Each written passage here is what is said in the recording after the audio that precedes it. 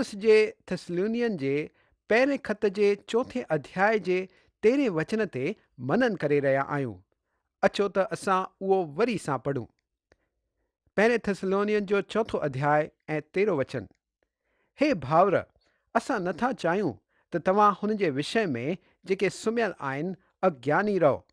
हीअं कोन थिए त तव्हां ॿियनि जे समान शोक कयो जिन्हनि खे आशा कोन्हे। असां ॿिए कोरिन्थियन जे 5 अध्याय जे 2 ऐं 4 वचन खे पढ़ंदासीं। इन्हीअ में त असां कर आईंदा आहियूं ऐं वॾी लालसा रखंदा आहियूं त पंहिंजे स्वर्गीय घर खे पाए छॾूं। 4 वचन।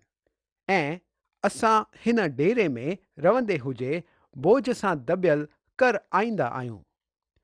छा तव्हां इहो ॼाणियो आहे त असां पंहिंजे ढेरनि में कर आईंदा आहियूं? हिकिड़े विश्वासीअ खे बस जे स्टॉप ते लॻभॻि 80 सालनि जो हिकिड़ो माण्हू लधो।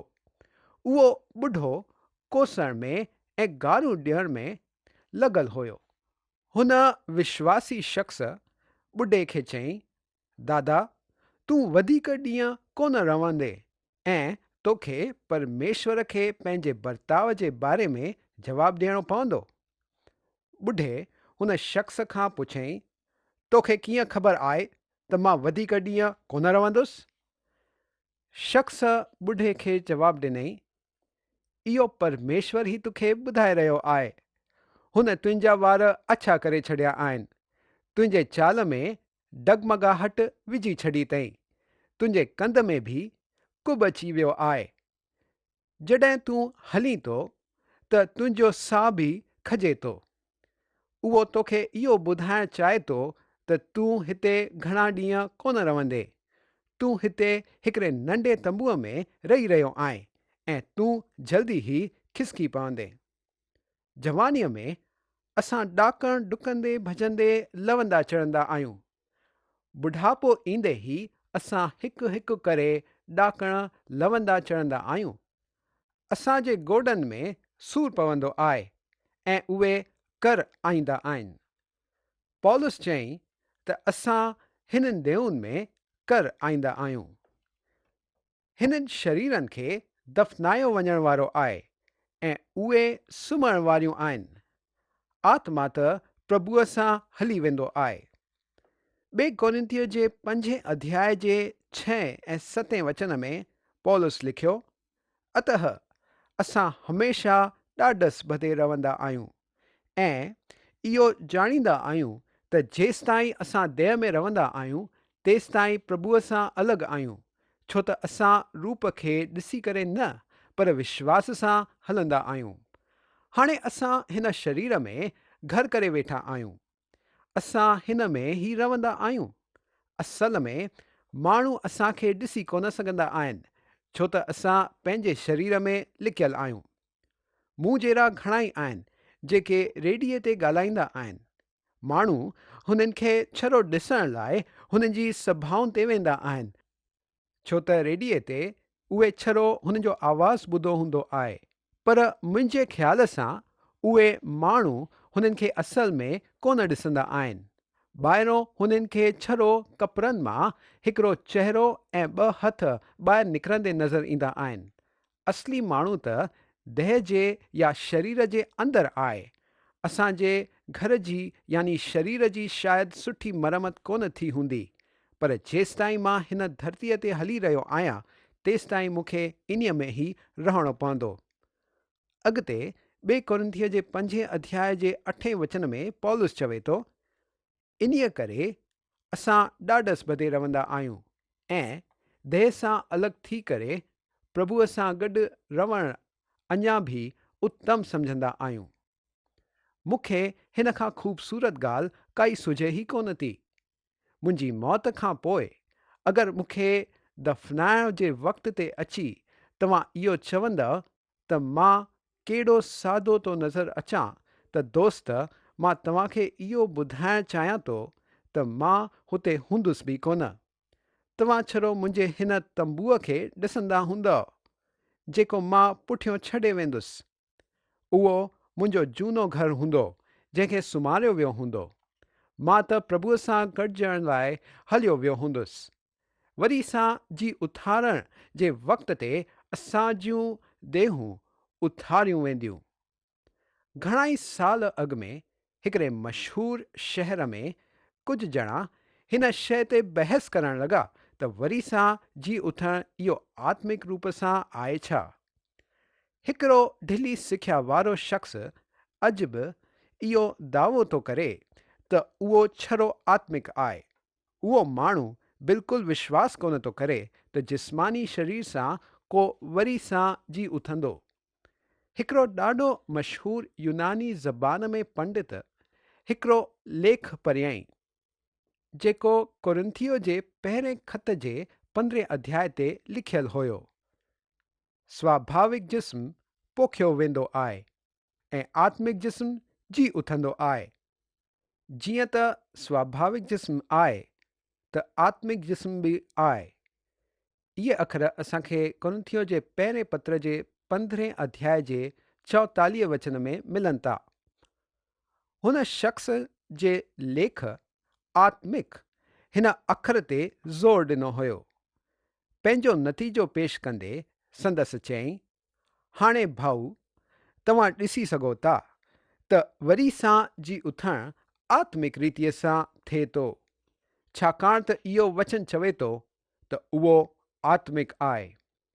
सभिनी ढिले क़िस्म जी सिख्या ॾियण वारनि वाह वाह कई ऐं कंहिं त इहो फ़ैसिलो बि कयो त हुन लेख खे छापियो वञणु खपे ऐं ॿियनि ताईं पहुचायो वञणु खपे।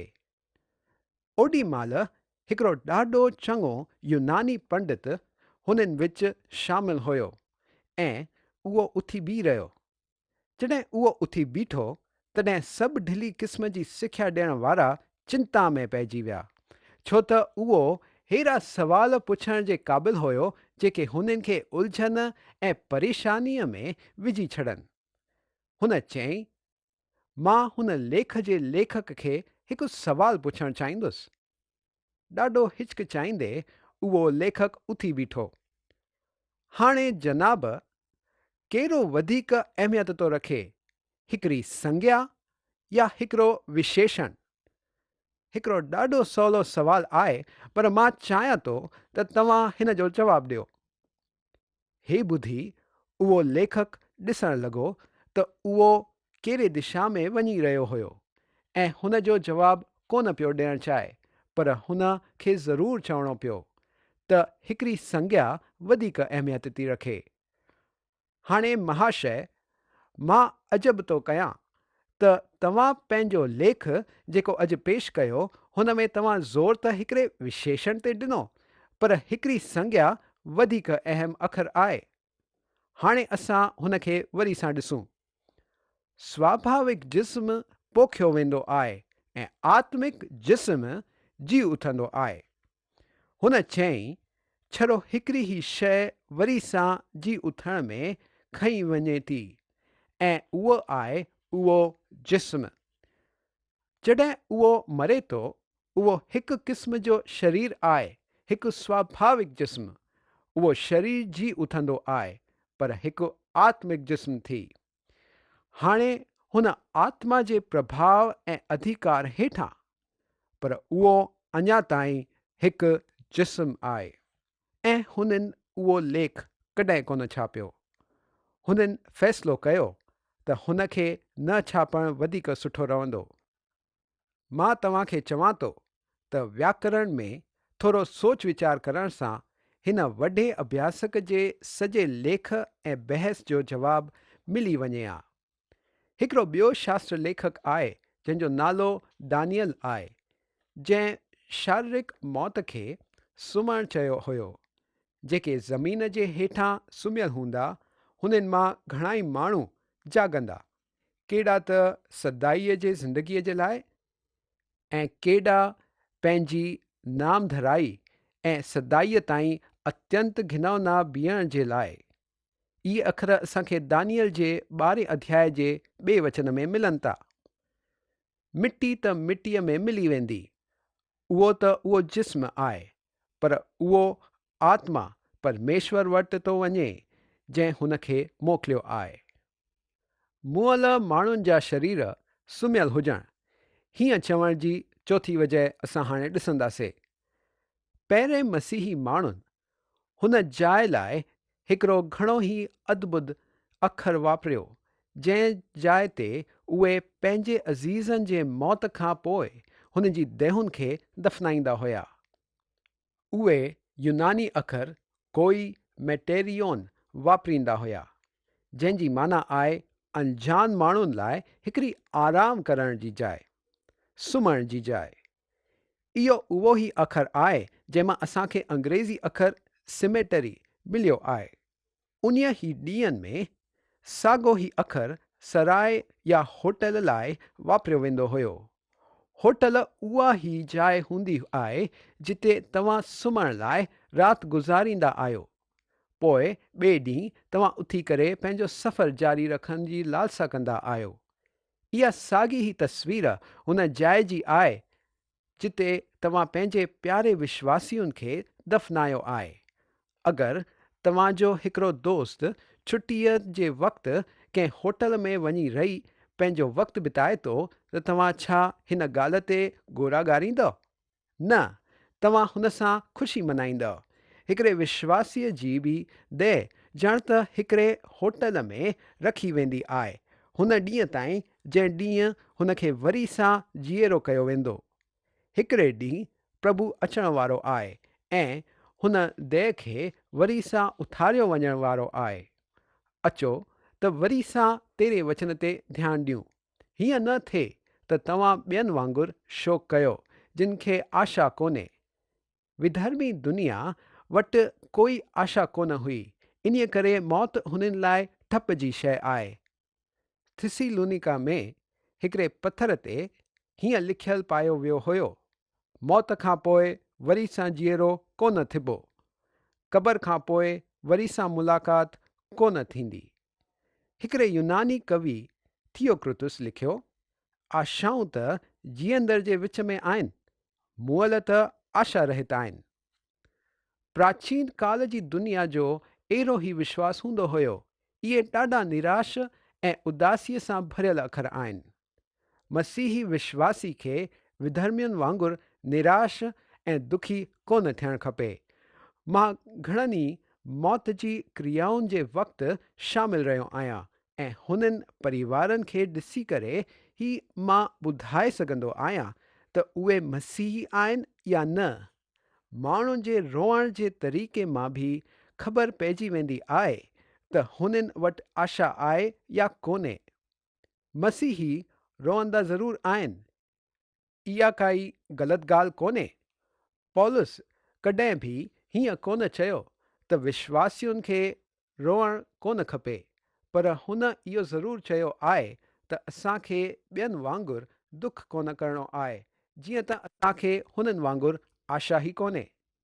अगरि कंहिं मसीही विश्वासीअ जो अज़ीज़ गुज़ारे वियो आहे त हुन खे दुख ज़रूरु थींदो, पर हुन ई वक़्तु हुन खे हिकिड़ी आशा बि आहे। अॻिते वधंदे असां पहिरें थिस्सलुनीअन जो 4 अध्याय ऐं 14 वचन पढ़ंदासीं। छो त अगरि असां विश्वास कंदा आहियूं त ईशू मुओ ऐं जी भी उथियो, त उअं ई परमेश्वर हुननि खे बि जेके ईशूअ में सुम्ही पिया आहिनि उन ई सां गॾु आणींदो। ध्यानु ॾियो त पौलुस छा थो चवे, ईशू मुओ ऐं जी भी उथियो। हीअं कोन लिखियलु आहे त ईशू सुम्हियो, उहो मुओ। इहो कहिड़ो सही आहे? शास्त्र में 3 नमूननि जी मौत जे बारे में लिखियलु आहे। हिकु आहे शारीरिक मौत, जेको आत्मा जो देह सां अलॻि थियणु आहे। आम तौर ते असां हिन खे ई मरणु चवंदा आहियूं। पाप करण खां पोइ भी आदम असल में शारीरिक तौर सां 930 साल कोन मुओ। ॿी आहे आत्मिक मौत। पौलुस चयईं त शरीर ते मन लॻाइण त मौत आहे, जंहिंजो मतिलबु परमेश्वर सां अलॻि थियणु आहे। ईदन जे बाग़ में इंसान सां हीअं ई थियो। जॾहिं परमेश्वर चयो त जंहिं ॾींहुं इंसान उहो फल खाईंदो उहो मरी वेंदो, इंसान परमेश्वर सां अलॻि थी वियो। आदम परमेश्वर खां लिकणु लॻो। जॾहिं परमेश्वर बाग़ में आयो त आदम हुन खां परे भॼणु लॻो। हाणे हुननि जे विच में भेद थी वियो। आदम जंहिं ॾींहुं फल खाधई तंहिं ॾींहुं उहो मरी वियो, यानी आत्मिक मौत सां। पौलुस हिन आत्मिक मौत जो वर्णन एफिसियों जे 2 अध्याय जे 1 वचन में हीअं थो करे। हुन तव्हां खे भी जीवित कयो, जेके पंहिंजे अपराधनि ऐं पापनि जे करे मुअल हुयो। हिकिड़ो मशहूरु न्यायाधीश पंहिंजे देश जी सैर कंदे हिन शीर्षक ते भाषण ॾिए पियो, लख हींअर जीअंदड़ कॾहिं कोन मरंदा। हुन जे पुठियों वेंदे हिकिड़ो मशहूरु प्रचारक इहो भाषण ॾींदो वियो, लख हाणे जीअंदड़ पहिरें खां ई मुअल आहिनि। उहे त मुअल हुया, यानी आत्मिक तौर सां मुअल। टी मौत आहे हमेशा जी या अनंत काल जी मौत, यानी परमेश्वर खां हमेशा लाइ अलॻि थी वञणु। इहो प्रकाशित वचन जे किताब जे 20 अध्याय ऐं 14 वचन में ॿुधायो वियो आहे। ख़त में अॻिते वधंदे 15 वचन असां हाणे पढ़ंदासीं। त अचो पढ़ूं थिस्सलुनीअ जे पहले ख़त जो 4 अध्याय ऐं 15 वचन। छाकाणि त असां प्रभुअ जे वचन जे अनुसार तव्हांखे इहो चऊं था त असां जेके जीवित आहियूं ऐं प्रभुअ जे अचण ताईं बचियल रहंदासीं, सुम्हियल हुजलनि खां कॾहिं अॻितो न वधंदासीं।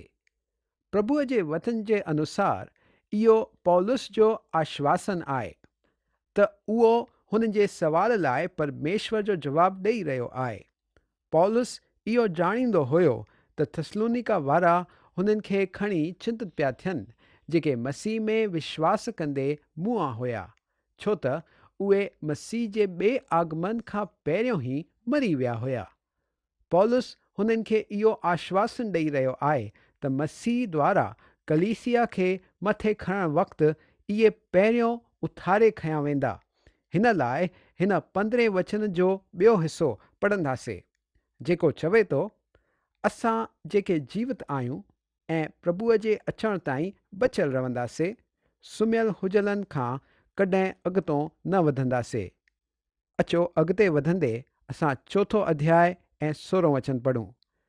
छो त प्रभु पाण ई स्वर्ग मां लही ईंदो, हुन वक़्तु ललकार ऐं प्रधान दूत जो अखर ॿुधणु ईंदो, ऐं परमेश्वर जी तुरही फुंकी वेंदी, ऐं जेके मसीह में मुअल आहिनि उहे पहिरियों जी उथंदा।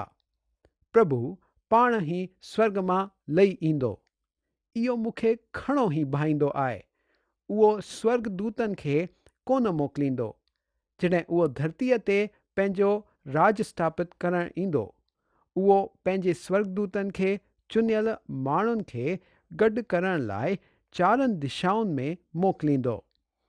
हुननि चुनियलनि में इज़राइली ऐं गैर यहूदी विश्वासी ॿई हूंदा, जेके प्रभुअ जे राज में प्रवेश कंदा।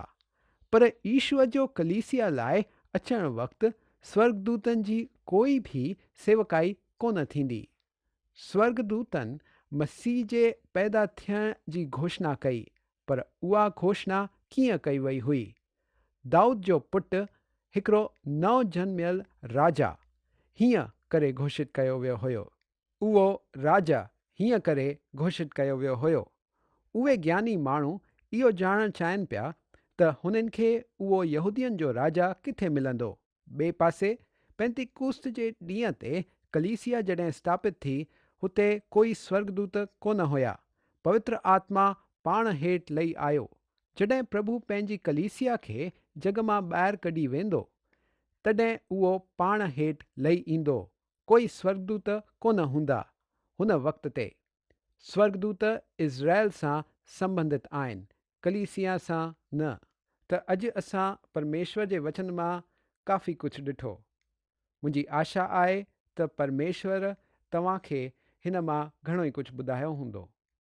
अॼु असां हिते ई बीह रहंदासीं। ॿिए प्रोग्राम में तव्हां सां वरी सां मुलाक़ात थींदी। तेसिताईं अलविदा।